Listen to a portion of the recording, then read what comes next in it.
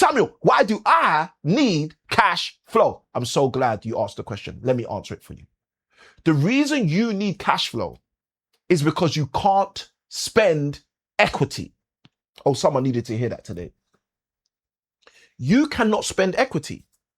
You see, I often define equity as money stuck in bricks. And the thing that's so beautiful about equity is you can't take it to the Aston Martin showroom and buy a brand new car. You can't take the equity in a building to your local Waitrose and buy food for the month, for the week, for the year. There are so many property investors I have met in the last decade who have millions of pounds of property but are eating dinner sloppily. They don't even know how they're going to pay for their next deal or their next meal. Why? Because they have no cash flow coming in for real. You have to be someone who recognizes the trap. The trap is to own the assets and not own the cash flow. You see, let me even break this down because I think this is going to be super helpful if I illustrate this to you in a way where it's undeniable. Okay? Let's make this undeniable. Here's what happens for many, many people. And this will hopefully help to make sure this never happens for you. Many people go and buy a house. And if you've never been in any kind of training with Samuel ICanWin, whenever I draw a house, the number of windows equals the number of bedrooms for the house, okay? So, how many bedrooms are in this house I've just drawn? Let's go. So, many people buy a house. Now, let's say they buy this house for 100,000. The next thing they do is they wait and wait and wait and wait and wait. Let's say they wait for 8. And after 8 years, the value of the house goes up. So let's say the value of the house from 100 has gone up to 190,000. Okay? Let's even call it 200,000 to make the numbers simple and easy for those who do not like maths. Okay? Because I know some people don't like maths. So you bought a house for 100,000. You just waited. You might have lived in it. You might have rented it out. It doesn't make a difference. You just waited. And the natural echelons of things, the market increased the value of your property by £100,000. So a number of years on, now the very same house is worth 2 times what you originally paid for the house, okay? Now, why is this interesting? I'm going to tell you why this is interesting. Because this is what most people do. What most people do is they go and do what we call a remortgage or a refinance of that house, and they pull out money from that house.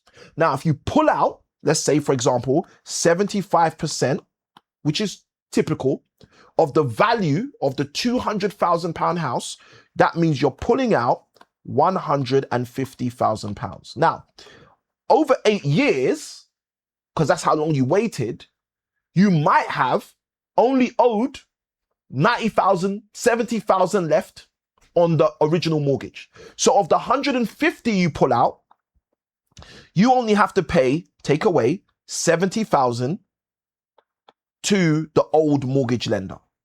That leaves you with an additional 80,000 to do whatever you want to do with it. Now, what do you think most people do? I'm going to tell you what most people do. They go and buy another house. Okay, this is what some sharp investors do. Now, here's the problem. Although these investors are sharp, they still fall into the trap. What's the trap, Samuel? I'm going to show you the trap.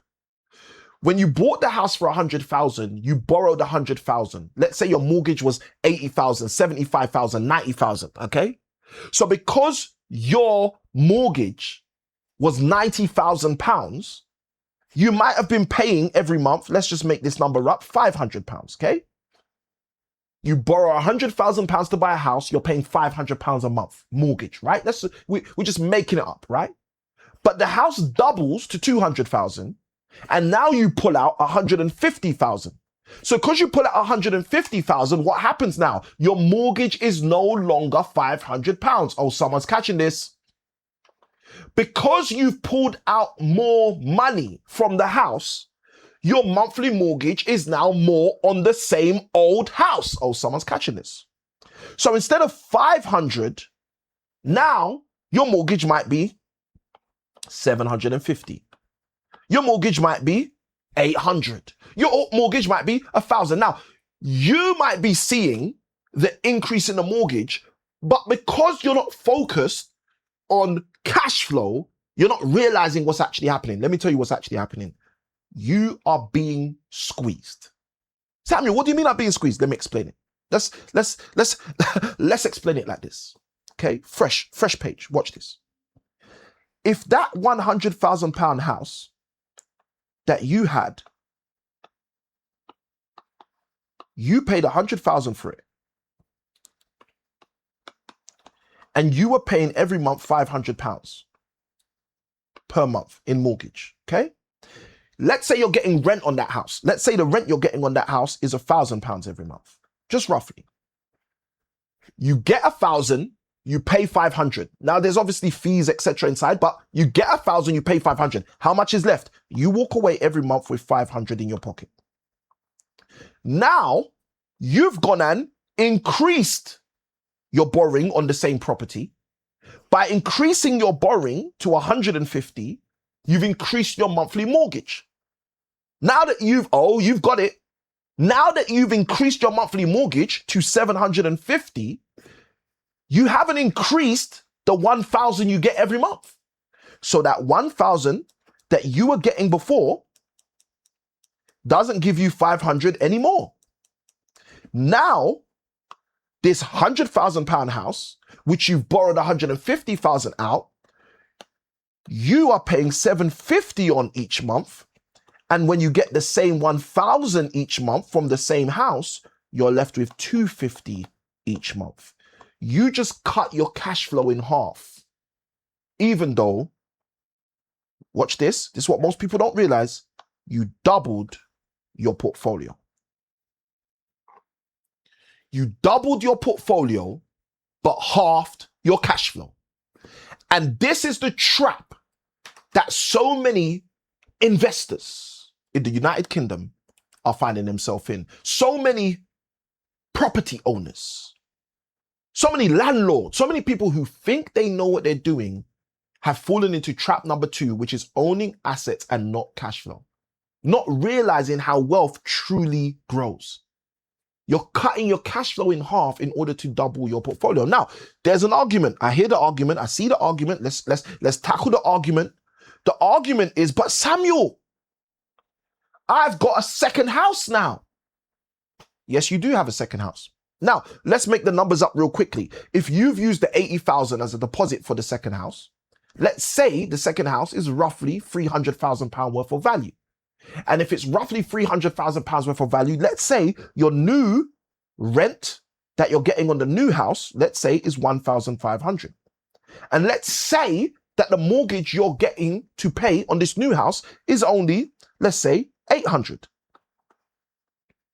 Which means with this new deal, you're now walking away from the new deal. Listen to this, the new deal, fresh, the fresh reinvested deal, because you focused on owning assets and not cash flow, is now giving you £700 per month.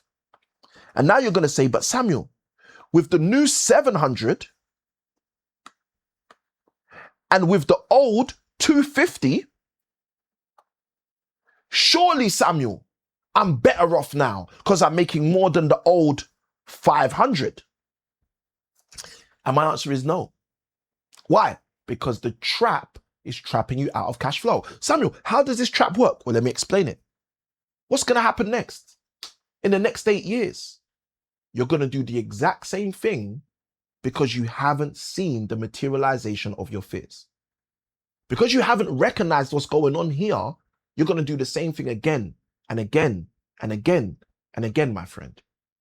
In 8 years from now, in 6 years from now, in 5 years from now, when that £300,000 property goes up in value, you're going to remortgage it again, take out the money again, and buy another one again. And what's going to happen the next time you do it? The next time you do it, you're going to halve your cash flow and double your portfolio. Now, it won't be technically doubling because you might go to 3 properties instead of 4, but you could actually probably buy 4 with all of the equity. But why doesn't this work? The reason it doesn't work is because of the cumulative effect of what you're doing. This is why people have £4 million property portfolios and can't even generate £40,000 in a year. If you have £4 million of money soldiers out there in the world working on your behalf, ladies and gentlemen, let me assure you that that £4 million should be bringing back way more than £4,000 a month. £4 million out in the world serving you and only producing £40,000. Something is wrong with that picture. So here's what you're going to do. You're going to recognize that your net worth is not your only worth. And you're going to have to start to measure the difference between your net worth and your cash flow. Because net worth produces security, but cash flow is what creates freedom. Now, this is only going to resonate with people who understand what I'm talking about. If you're someone who doesn't understand what I'm talking about, I get it. Maybe you're not in that position yet. Maybe you haven't bought £4 million, £5 million, £10 million worth of property yet. You don't understand how crippling this can be when you spent the last 12, 15, 24 years buying properties, doing that cycle of what I've shown you again and again and again, and you realize you've got no cash flow, my friend. But here's what you're going to do. You're going to ask yourself this question. If all your properties disappeared tomorrow, but the cash flow stayed, would you still feel wealthy? That's your question. That's going to shift your situation from where it is to a whole new financial nation. If your properties disappeared tomorrow, but the cash flow remained, would you still feel wealthy? And if you found this helpful, what I'm breaking down and sharing, I want you to comment the word cash flow, because there's a difference between cash flow and assets.